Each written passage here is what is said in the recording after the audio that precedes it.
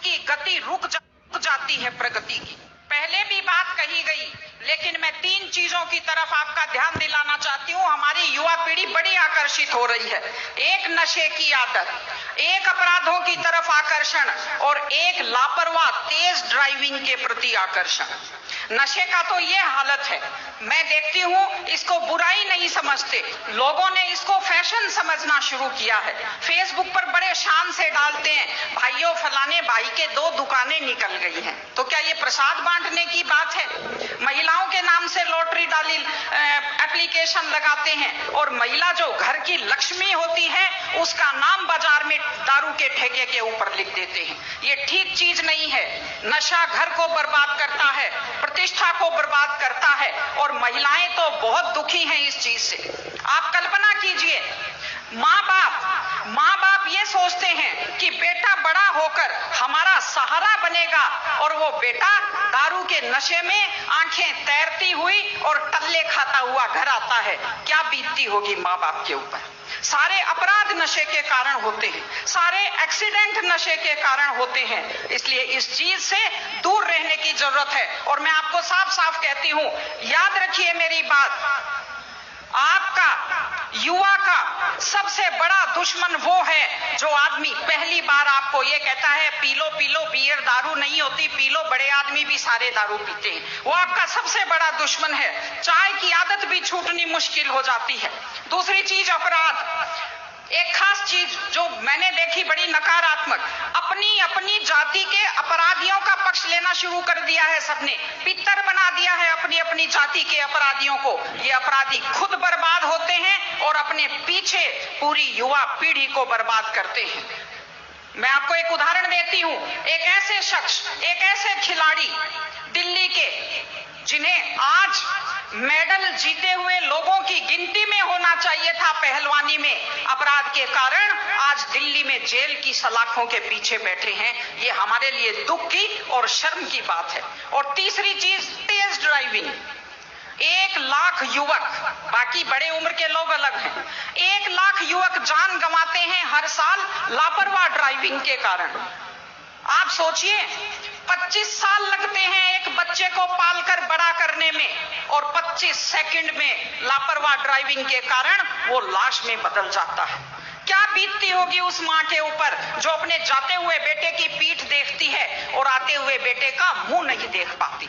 आप लोग क्या सोचते हैं, अगर आप अपनी पावर दिखाना चाहते हैं तो मिल्खा सिंह की तरह तेज दौड़िए, या कि आप नीरज चोपड़ा की तरह, देवेंद्र झाझड़िया की तरह आप तेज भाला फेंकिए मोटरसाइकिल का कान मरोड़ने में, या तेज गति से कार भगाने में कोई बहादुरी नहीं होती। अगर आप सोचते हैं कि आप बड़े हैंडसम और डैशिंग दिखते हैं तेज गाड़ी भगाते हुए, आप डैशिंग हैंडसम नहीं दिखते, आप लापरवाह दिखते हैं, आप बेपरवाह दिखते हैं, आप बेवकूफ दिखते हैं।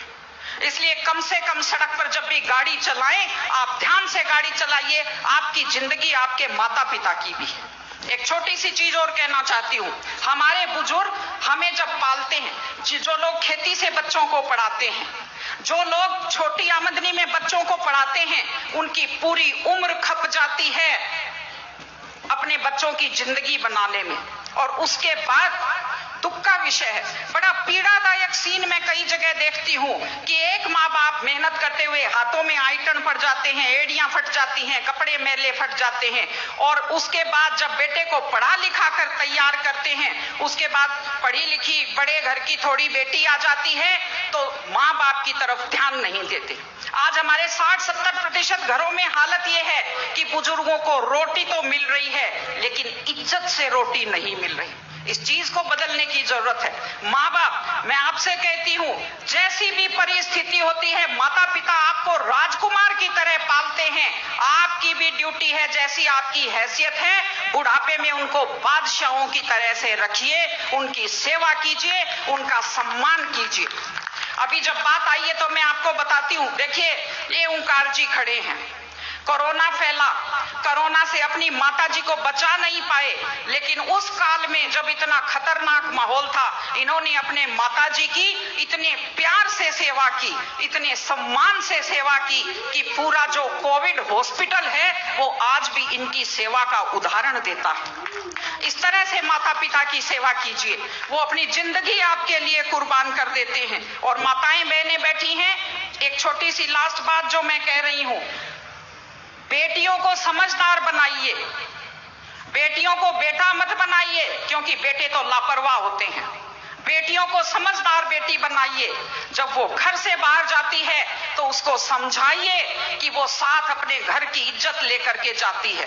बेटियों को समझाइए कि कैसे लोग मीठी मीठी बातों का जाल लेकर शिकारियों की तरह से घूमते हैं। और अपनी बेटी को संस्कार दीजिए कि वो जिस घर में जाए अपने सास ससुर की सेवा करे। आजकल मैंने नया ट्रेंड देखा है, बेटियां माँ मम्मी की तो बहुत चिंता करती है, लेकिन सास की चिंता नहीं करती हैं। ये गलत चीज है। औरत घर की धुरी होती है। अगर वृद्ध लोगों की चिंता नहीं करेंगे तो हमारे वृद्ध लोगों को सुरक्षा कैसे मिलेगी, उन्हें सम्मान कैसे मिलेगा, इनकी जिंदगी खुश कैसे